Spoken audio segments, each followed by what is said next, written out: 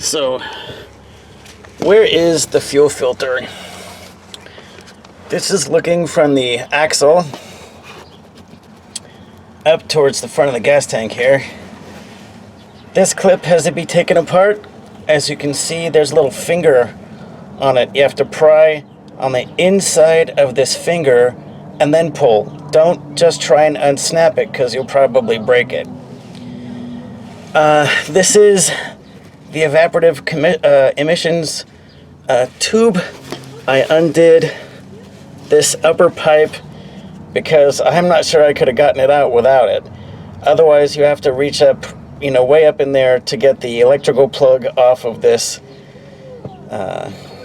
evaporative canister. So, let's see, where did I... Anyway, the nut is just up here where you can't see it.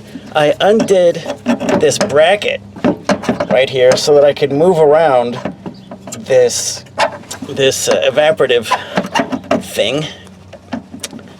Anyway, hang on. Anyway, I just wanted to show you where the fuel filter lives. It lives in this little hole where the sun is, because in the other videos that I had seen, I really couldn't tell what they were looking at, but that's that. So all I really had to do is take off this one hose. There's no hose clamp on it. You just pull it off. So hang on. I wasn't sure where this little ground strap went, but it actually goes here on this part, and then the other end actually just goes right onto the fuel tank strap to ground it.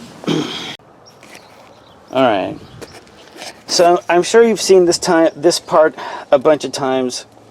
I actually bought a heat gun in order to get this off. On mine, there was a really big dollop that went across the upper piece, but I bought a heat gun, and like, no joke, without heat gun or some kind of thing to make it super hot, you are not going to get through this. One of the other videos is this guy had said that you need a special fuel, a special tool to take these off. All you have to do is squeeze these together and pull them off. You don't need any special tools. So here we have this. So I'm so upset. It's like, darn it. I paid $120 for the Jeep Mopar fuel filter, and what I got was the $50 Made in China fuel filter. This line was so tight, this inner line was so tight, it was bending this part of the, it still got some tension on it, but I had to take this hole here. I had to take a drill and wallow out the hole so that it was a slot rather than a hole, so that I could move the new Chinese fuel filter forward, because it was seriously putting a bend on this line, and I still don't really like it, because people were complaining that these lines here are not formed correctly. I put a piece of inner tube underneath here. It doesn't really touch too much, but dang.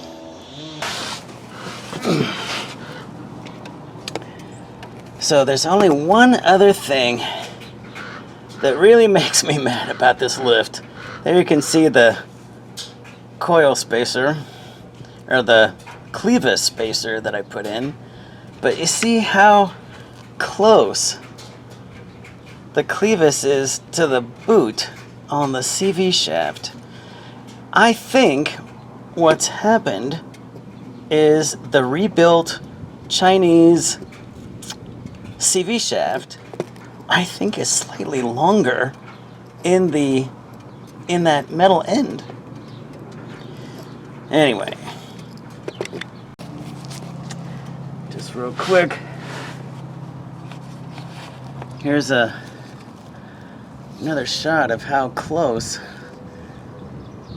this thing is, but I really think it's this axle stub. I almost wonder whether this remanufactured, no, it's a brand new from China, but it's a brand new axle, and I think this stub might actually be a little longer, because I think it would clear otherwise. It's so close. And actually, right now, it's not actually contacting, even though you might not be able to tell. But it's super, super close.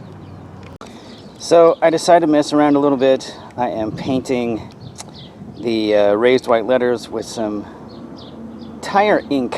It's just paint, really. In the old days, I think they used they had grease pencil that you could go over. But I'm hoping that this will last a little longer and stay a little brighter. Just really quick, since I have the wheel off.